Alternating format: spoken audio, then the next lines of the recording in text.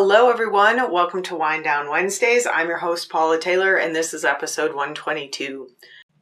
All of my services are now available to book online, one-on-one services, both virtually and in person, as well as classes and workshops. So you can go to paulataylorenergy.com, click on the tab that says book online, click on the services tab, learn more about what I offer, and then book things directly online.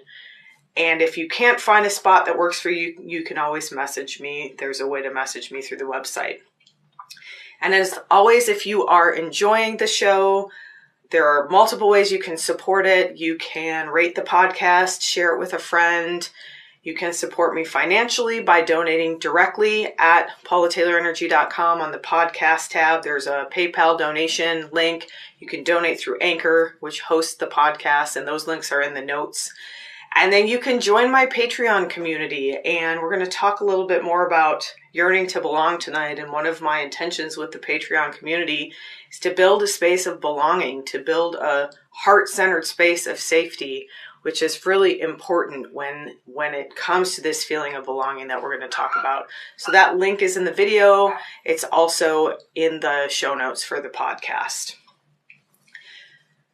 So tonight we're going to talk about yearning to belong, and then we're going to meditate on allowing ourselves to be held, and I'm going to explain all of that. That's kind of a mouthful. But this came to me, I'm going to tell the story of how this came to me kind of at the end of this episode when I talk about the meditation that we're going to do. But this yearning to belong is universal. It is a universal human need. And we're going to talk about this on a couple of levels. We're going to talk about this on the level that most people are familiar with it.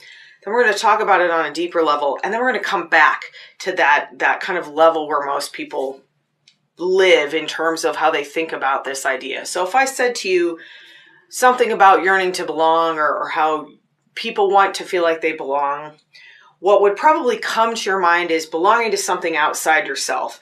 And that is an innate human need. We are social creatures. We come from a tribal background. So the root chakra is this kind of idea of needing a tribe to survive, looking for your tribe. And so we have really been taught to look outside ourselves to find that belonging. And for a good reason, of course, because again, our survival for a long time depended on being protected literally by other people, being in a group of people to protect ourselves against predators and to help survive in terms of finding food and allocating resources so that, some people are raising the children and some people are out hunting and some people are gathering and some people are healing. This was that kind of tribal setup that we came up with very early on to survive, to physically survive. And what has happened with that is that over the years, we don't need that so much for physical survival. So we've sort of adapted that as a social concept, as an emotional concept, this idea that we need to belong to feel emotionally safe, to feel emotionally protected. And so there are multiple places we look for this outside ourselves, where we join groups or we have families and we some of us have large extended families, and all of this is kind of attached to that tribal need as mammals to feel protected through belonging, to feel like we're part of a group. We're going to come back to this because again, it's innate. It's something we need. It's not even a want. It's a need. It's a survival need, emotionally as well as physically.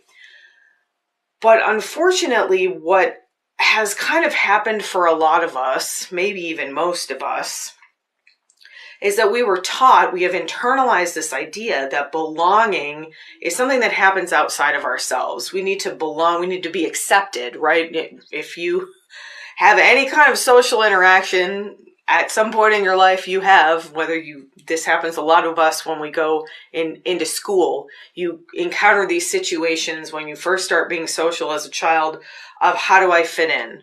How do I have to modify my own behavior to fit in? How can I be accepted? What do I need to do? What are the things I need to do? What are the things I need to have? I grew up outside of a very affluent suburb of Chicago, and so there were a lot of cliques and sort of belongingness around things. What kind of things do you have? How nice are your things? Where did your clothes come from? Later on, do you have a car? What kind of a car is it? Things like that. So we've really done ourselves a disservice because we've built an entire society around this idea that belonging is external and that it requires other people's approval. And again, we're going to come back to that because we do need to belong, and it does depend on how other people respond to us. I'm not saying that's not true. But the disservice that we've done is that we've focused almost exclusively on that idea of belonging to something outside yourself. I was raised in the Catholic Church, and a lot of people who are religious, that is their belonging. You belong to an organization. You belong to a religious organization. You belong to a club. You belong to a group of people with shared interests. And again, there's nothing wrong with that. But there's something missing from that. That's the issue that I want to talk about in a little more depth tonight. So that's kind of a spiritually superficial idea of belonging. Because again, it's based on survival. So it's not superficial in that it literally allowed us to survive. Now it allows us to emotionally survive, to feel like we connect.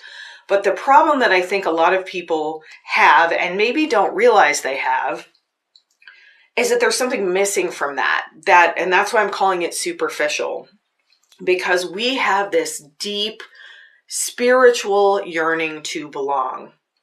And what do I mean by that? And I've alluded to this in a couple of previous episodes recently. When we talked about anxiety, I talked about this kind of hole inside of us that sometimes we fill with things and with behaviors, and that's where, from a spiritual perspective, addiction comes from. And we all have this. This is that thing that I called a hole. This is that yearning to belong. It's that yearning to have a deep connection. And unfortunately, what a lot of us have lost is the understanding that connection we're yearning for is a spiritual connection. And so we're looking for it outside of ourselves. We're looking for it in other people. We're expecting them to fill that. Never works, ever. Looking to substances, expecting things like food or drugs or alcohol to fill that. Behaviors, we're filling our lives with activities because there's that yearning.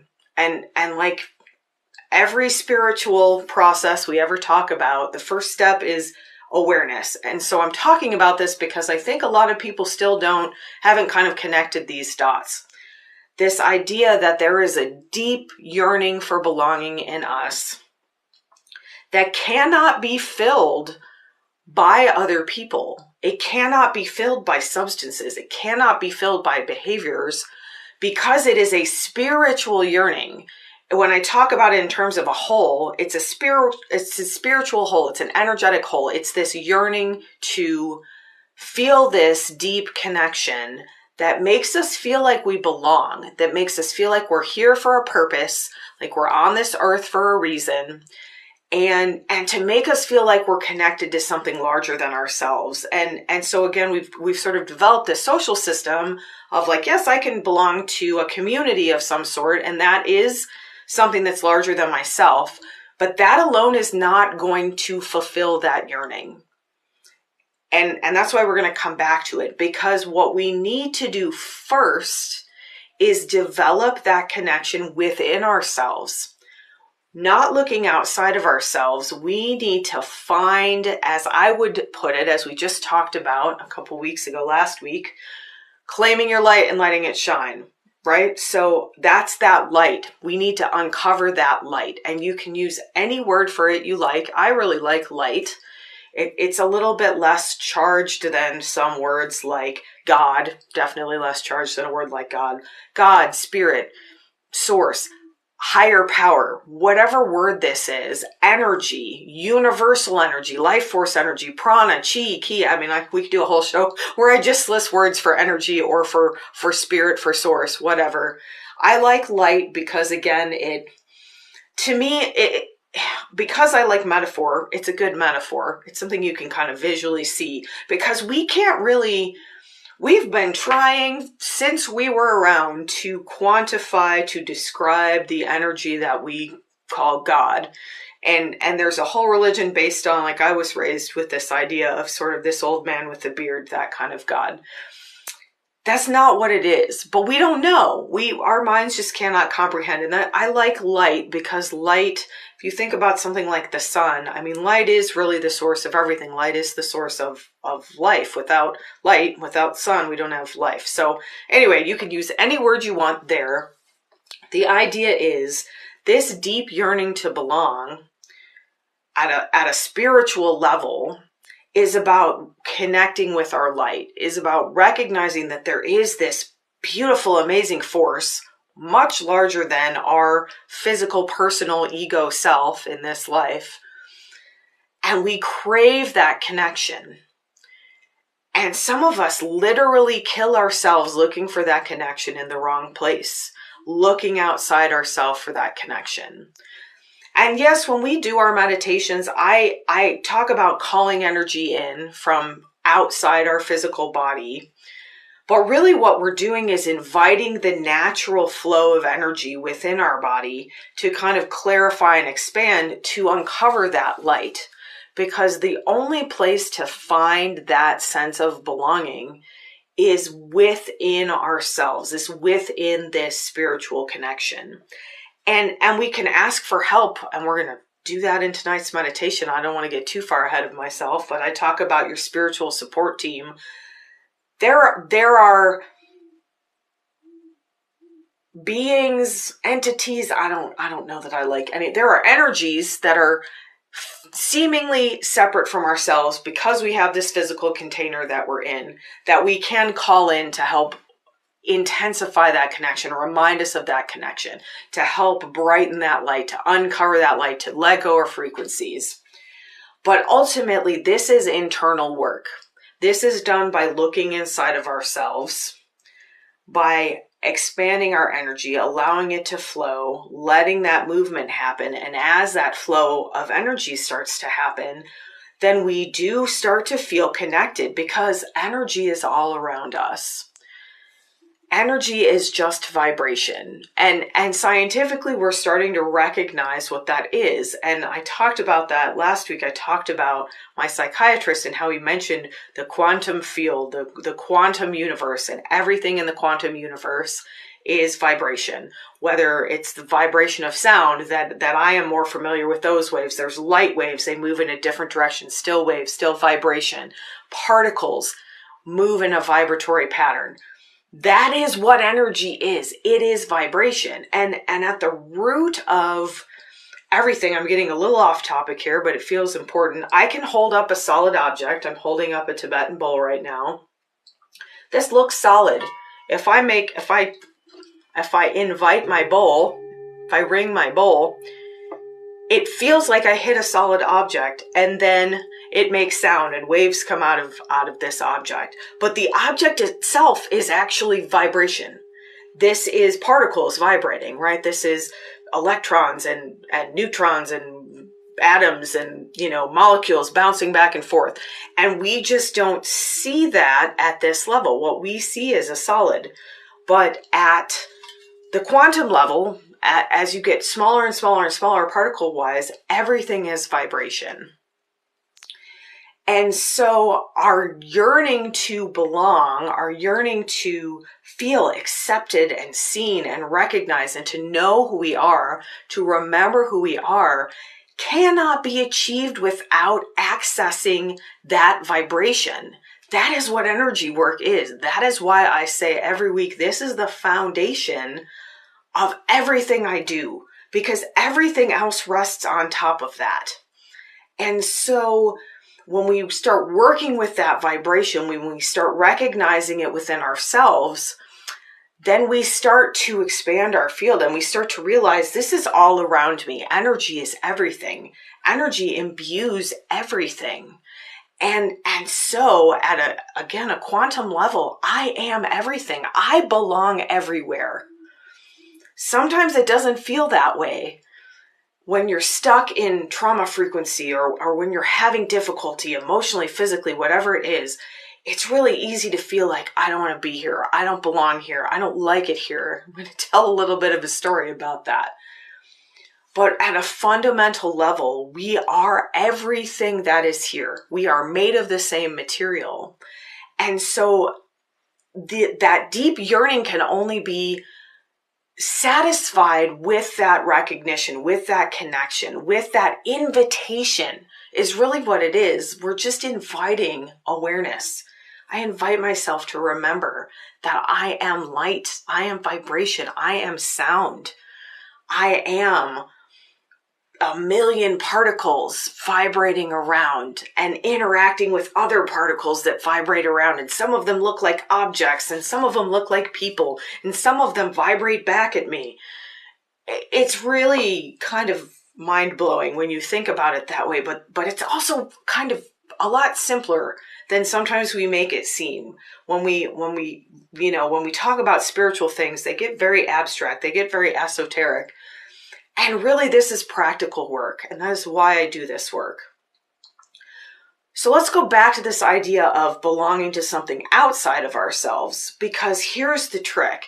And this is something that I've been thinking about. This topic came to me a few weeks ago, and I've been, as I often do, I've been kind of mulling this over and figuring out, turning it around in my head and figuring out what the narrative is so I can share it with you in a way that makes sense. And we're going about this backwards, because when we are born, when we are raised, most of us, the first thing we're taught, the first messaging we receive about belonging is to look for it outside ourselves. I belong to a family. I belong to my parents. I belong to a community of some sort. I belong to the, school when you go to school. All of that is outside of ourselves. And we're doing it backwards, because then what happens, like what happened to me, I felt that emptiness, and I started noticing it about age 16-ish, maybe a little earlier, and then it kind of peaked at 16, and that's when I started my spiritual journey, because it was like, I felt like something was missing, and I thought there was something wrong with me for a long time. Oh, there's something wrong with me. That's why I don't belong anywhere. I'm a weirdo. I'm a freak. I'm singing a Radiohead song. I don't belong here. Oh, literally, that is a Radiohead song. Anyway. We all feel that way, and that's the interesting thing. If you ask the most popular kid in your school when you were in high school whether they belong, probably the answer was like deep down, I don't know, I don't think so. I'm really afraid people are going to find out I don't belong.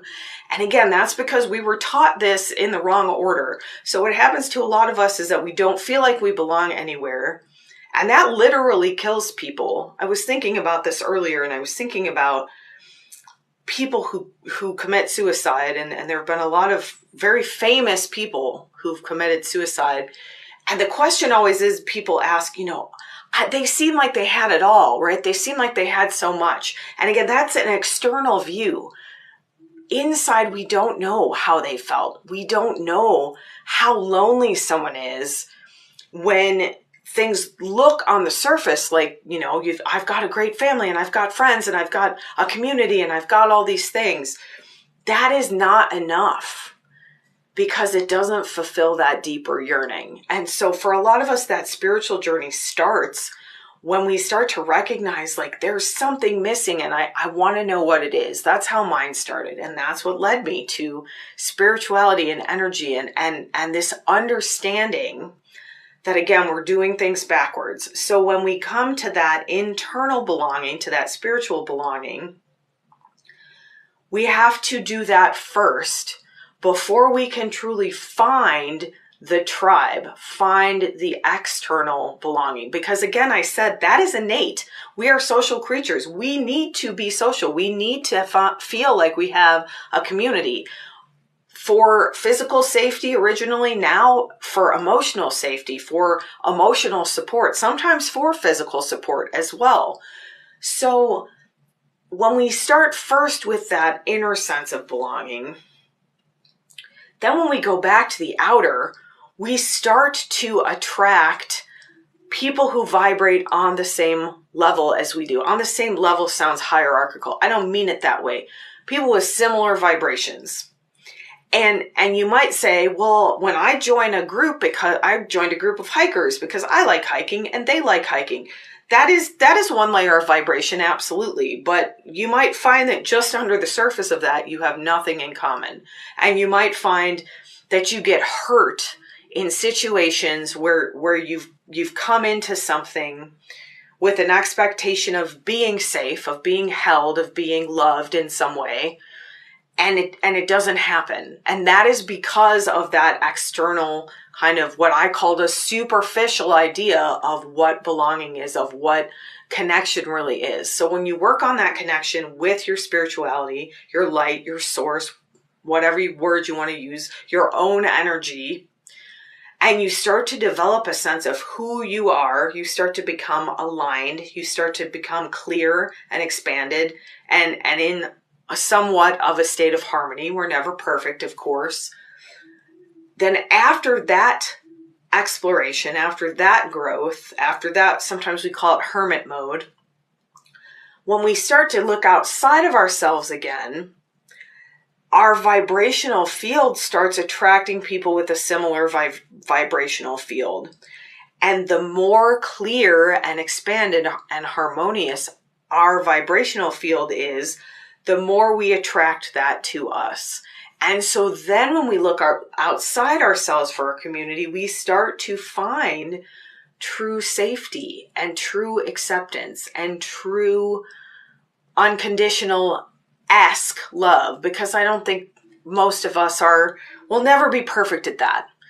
That can be something we strive for, but we're human. And that's the other thing. I talked about that, I think last week, about this idea that if you're in a heart-centered relationship, if you're in that connection to your own spiritual self, and from that place you connect with others, and they are in the same place, it leads to a completely different type of relationship. It leads to a relationship where, yes, you might still get hurt because we inadvertently hurt each other, but you'll be safe enough to be able to share it. And then the other person will be able to share their perspective. And then there's this coming together and this understanding and this space. We talked about holding space. There's space held for that safety, for that connection. And so as we continue to do our growth, the other thing is that this changes over time. I'm not the same person I was 2 years ago. Some of the people I knew 2 years ago, they're not even in my orbit anymore. And that's not a judgment about me or about them. It just means that those vibrational fields are not vibrating at a similar frequency. And so as we grow, sometimes it's really hard to let go of relationships. And sometimes we do have to identify, if we're being hurt repeatedly in a relationship, that's a pattern that we maybe want to let go of. And as we do this work, as we shed trauma frequency, as we expand, we do have stronger boundaries. We have stronger ideas of what we will tolerate, of what we will accept, of what we deserve, which is beauty and love and acceptance, as unconditionally as possible. And so when we're not receiving that, sometimes we choose to go in a different direction. We choose to move in a different direction, or people or organizations or things that we belonged to on that kind of superficial level sort of fall away. And there is a lot of judgment about that. There can be judgment on both sides. There can be judgment about why can't I keep people in my life? Or there can be judgment from other people toward us. Why are you no longer in this community or whatever? This is just a natural part of flow, of change. Things change, things evolve. And as we continue to do that internal work, the outside world changes, because the outside is just a reflection of the inside. So when we come to ourselves first, before we start looking outside, when we are aligned with ourselves as much as we can be, when we have the intention of continually being authentic and aligned, we're never going to be perfect again, then what comes to us, what's reflected back, tends to be more authentic and aligned. And so it's from this space that we can really get that need met, that innate social need met of building community, of feeling like we belong. And so you might ask me what we're going to do for tonight's meditation, and it has nothing to do with either of those things I just talked about, because every week on this show, or almost every week, we develop that connection, that spiritual connection. That is one, like, the ultimate point of this show. We do that work constantly. And we've talked recently about building intentional community and heart-centered community. And I've given you some options to join my community. Find your own community, make your own community from this state of authenticity, of alignment. These are things that we are practicing, that we are already working on, that we've taken action on. But sometimes we're in kind of an in-between space, and that's what we're going to meditate on tonight. So I'm going to tell you this story fairly briefly so that we can get into the meditation. I talked a few weeks ago about the experience I had where I was in the craniosacral class, and I had this vision, and I've had 12 miscarriages, and my babies came, and they took me to this place called the Children's Garden that was this beautiful living spiritual memorial to anyone who's ever lost a child. And it was the most joyful experience, I think, of my entire life, honestly. I mean, I've had a lot of really expansive experiences, but it was just so joyful and blissful. And talk about a sense of belonging. It was just beyond anything I'd ever experienced. And so I was kind of riding a high for a while. But similar to people who've had near-death experiences, I've heard this kind of reflected in these kind of stories before. After I came back from that experience, I started feeling a little bit empty. I started feeling like, what am I here for? If that is accessible to me, if that is the feeling of being out of a physical body in this bliss and this expansion and this joy, what am I doing here? Why am I here? And so I fell into a little bit of a funk there where I just really didn't feel like I belonged. And honestly, for my whole life, I talked about this over the last couple weeks, I never really did feel like I belonged here. I never really felt like I wanted to be in a body. I never really felt comfortable. I never connected with people in a lot of ways. I had just kind of strange experiences, even as a child. I think I just had a hard time. I had a hard time with that social connection. And for a long time, I had a hard time with that spiritual connection. And so I was in this kind of feeling of just not like I didn't really belong, like I didn't really want to be here. Not that I was going to leave or, take action. It was just kind of this feeling like, do I have to keep doing this? Do I have to keep going? Is it really that important that I stay here and do this work? I know I'm here to do work. I know what I'm here to do. I'm doing it to the best of my ability, but man, that was a beautiful place. And can I just go back there? I think, and again, I've heard that reflected a lot of times in near-death experience stories. And so I was laying in my bed, kind of just in a funk, and I was like, I don't know what to do. And my spiritual support team, my DFE beings, were desperately trying to get me to remember who I was, if you remember that story from last week and the week before. But I wasn't ready for that yet. I wasn't there yet. I was just, And so what I ended up doing, because they said, well, how can I help you? And that's the wonderful, beautiful thing. How can I help you? They are there to help us. So even when we're alone physically, there's no one else around us, even when we feel like we've lost that connection, there's a whole team there asking, what can we do to support you if you're willing to ask, if you're willing to listen, if you're willing to be aware? And I said, I just want to be held. I just want to be held. And when I was thinking about this just before I started the show, I was thinking about that old story about the footprints in the sand. And there's this old story, and I always loved it. I always loved this story, and which is I was not a super religious person. Even when I was raised in religion, I had a lot of questions. I was very challenging. I always wanted to know why. But something about this story always struck me, and it just hit me kind of maybe why.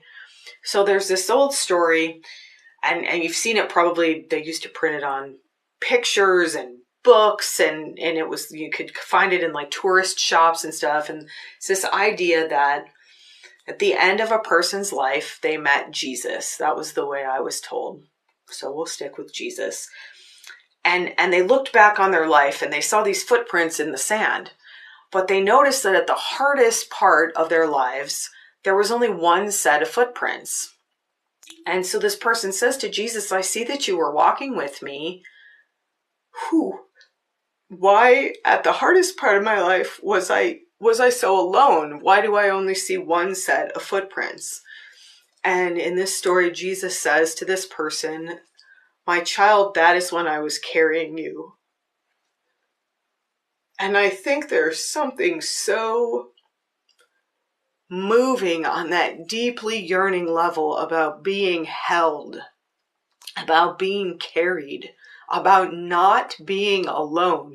Even in our darkest times, even when we feel alone, even when we feel abandoned, when we're not connecting on the physical plane, we're not connecting with people in our lives, we're not connecting on the spiritual plane, we feel like we've lost faith or we've lost that connection, we are still capable of allowing ourselves to be held, of allowing ourselves to be carried, of allowing that spiritual support to come in and just be in our space, that of being held, of having that spiritual, energetic light source hold us, carry us. And so that's what I did in that situation, and that's what we're going to do in tonight's meditation, because we're not always in a space where we're actively wanting to connect, where we're actively wanting to do work. This is energetic work that we do every week. We're not always in a place where we want to talk to someone or we want to connect on the physical plane. Sometimes that feels like too much effort. Sometimes we're laying in our bed and we're like, I don't want to do this anymore, and I'm tired and I feel alone, and can you just hold me? Can you just hold me? And so in my story on that day, maybe there's only one set of footprints in the sand, and it's beautiful to allow that. So that's what we're going to do in tonight's meditation. So let's meditate together. So for this meditation, I encourage you to lie down if you're in a space where you can do that. This is a very receptive meditation. This is a passive meditation. We're just going to allow. So lying down is a beautiful passive pose to be in, a very passive posture. But if you're sitting up, just let yourself be supported. Make sure there's something you can rest your back against. Maybe cozy up with a blanket. Just find a space where you feel as safe and comfortable as possible.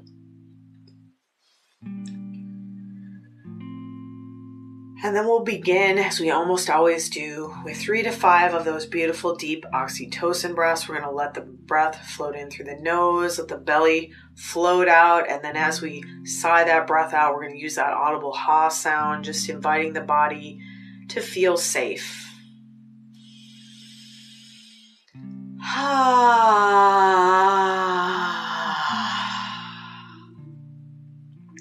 And at least 2 or 3 more times.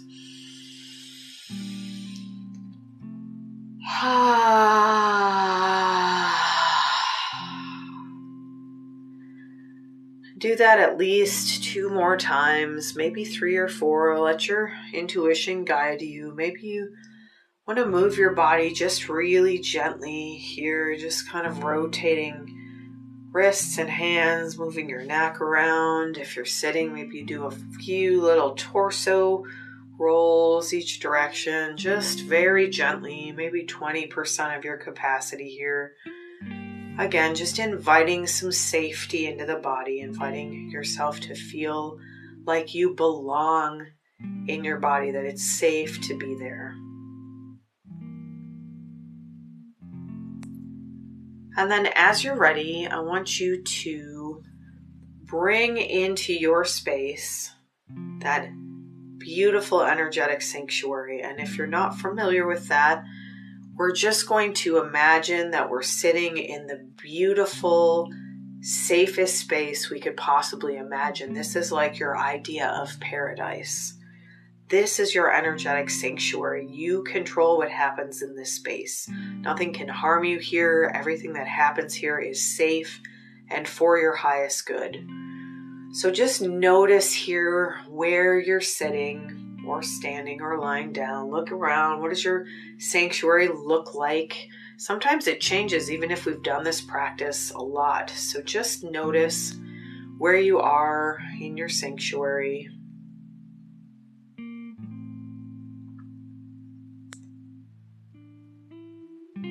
And for this meditation, you might find it easiest to imagine yourself as a child. Sometimes it's hard for us to picture receiving affection as an adult. So if it's easier to imagine yourself being held as a child, then picture yourself as a child now.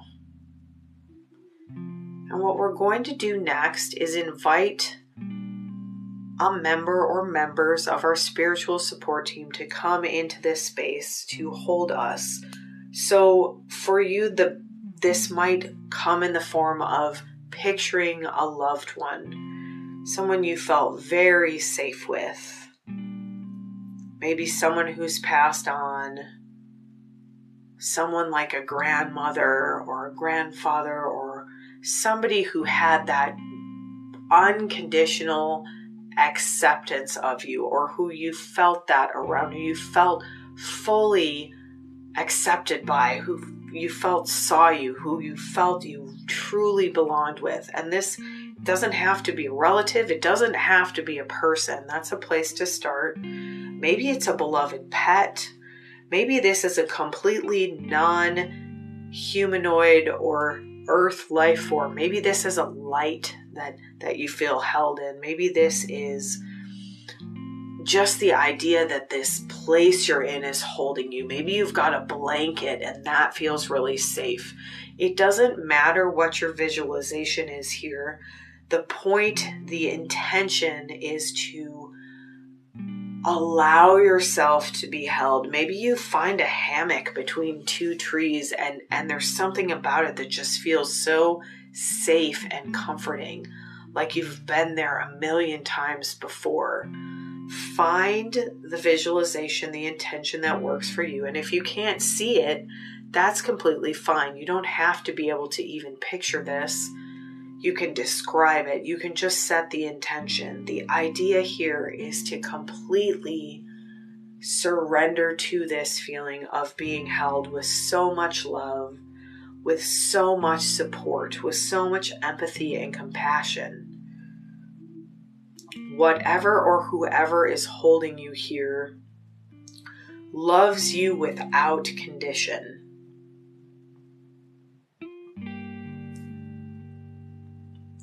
Whatever or whoever is holding you here accepts every part of you as beautiful, as divine. Whoever or whatever is holding you here makes you feel at that deepest level like you absolutely belong. And don't read into that. You don't have to look for meaning or purpose or ask why you're here or what you're here to do or why you're in a body. Just let yourself be held. There's no work to do here. Let yourself be rocked gently. Whether you're in your hammock, whether you're being held as a child, maybe you're on a swing and you're just swinging and feeling really loved and really safe.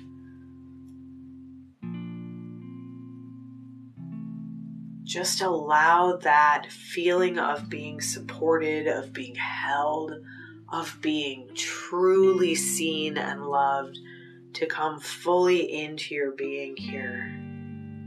Nothing for you to do, nothing for you to prove, no action to be taken, just being held and being loved. Just knowing that you belong here fully in this moment, in this beautiful setting, in the support of whatever or whoever this is that's holding you. Maybe you're just hugging and embracing someone you love, someone who loved you with that unconditional sense of acceptance and belonging. And if you didn't have anyone like that, invent them. Ask for an ancestor to come forward.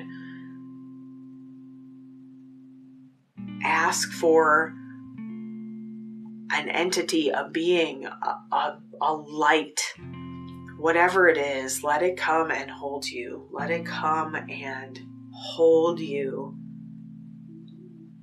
Let yourself feel held with love, with acceptance. Let yourself belong here.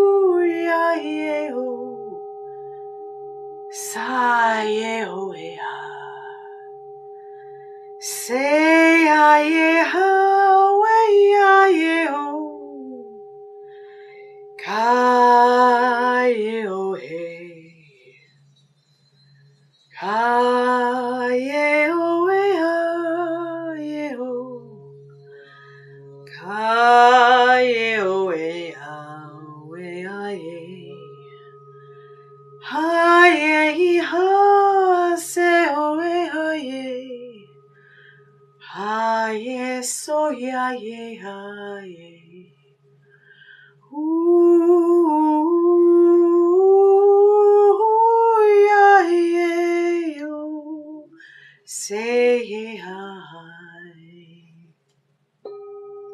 say hi, say hi, yeah, hi, hi, so yeah, hi, yeah, oh, say hi, say hi, say hi.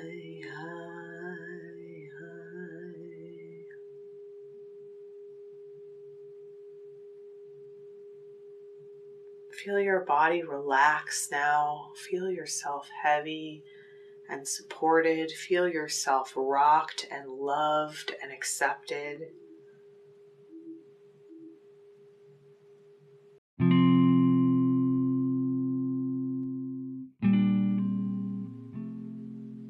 Again, nothing to do here.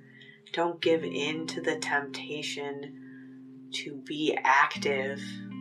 There are plenty of meditations where we ask for guidance, where we ask for messages, where we're active. In this one, just let yourself be held. Just be in this beautiful energy of belonging, of acceptance, of love, of safety.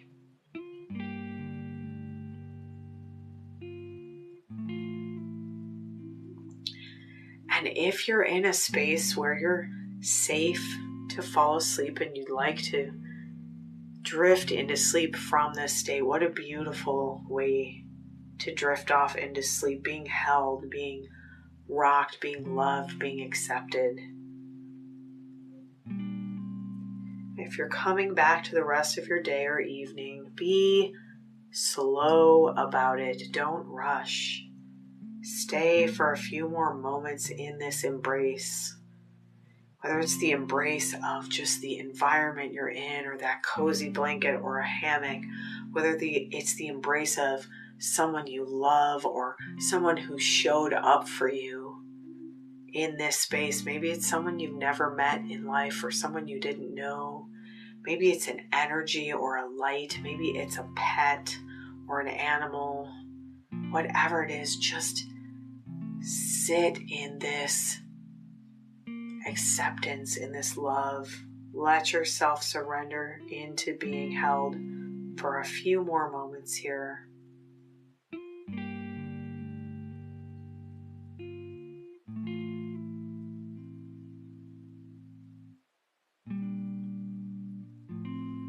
And in these last few moments, maybe express some gratitude to this beautiful being who showed up to hold space for you. If that feels too active, you can even let that go. But if you'd like to offer some gratitude, you can offer gratitude to this beautiful being who held you in such a warm and safe, accepted state. This unconditional love wrapped around you, soothing you, making you feel so loved and so safe and so accepted.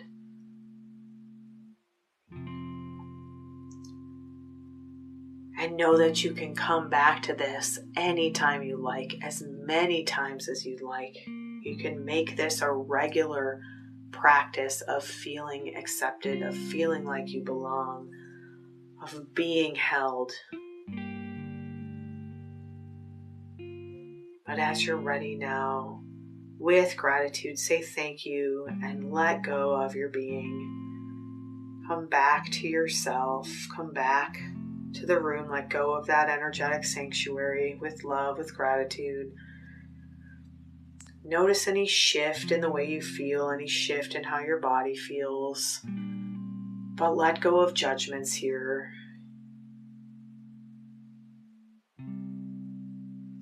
Bring this sense of being held with you out of this meditation into the rest of your day or evening, in the rest of your week, month, and even year. Bring this sense of being fully accepted, of being loved unconditionally, of having this feeling that you belong, that you are loved exactly as you are, that you are connected to that sense of belonging, that you are filled with that unconditional love and light that is the vibration at the source of all that exists. Take a nice big deep breath in through your nose, sigh it out through your mouth, with or without that audible ha. Begin to move your body slowly, just coming fully back now to yourself, to the space. Maybe shrug your shoulders, just wiggle wrists and hands, or even fingers and toes, just slowly with reverence coming back, being respectful for this journey that you've been on. And affirm with me out loud if possible, I am fully present in my body. I am fully present in my body, and I allow myself to be held with unconditional love. I am fully present in my body, and I belong.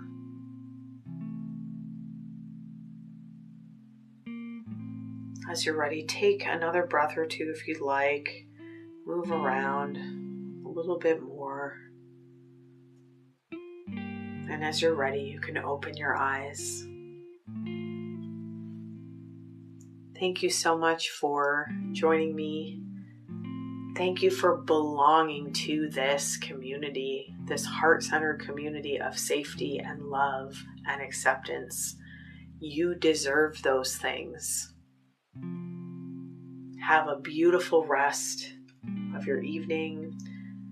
I will see you in 2 weeks for Wind Down Wednesday. I'm taking next week off. I'm taking a few days off. So I will see you in 2 weeks. Enjoy this sense of being held. Bring it with you as much as you can into the rest of this evening. Have a beautiful evening.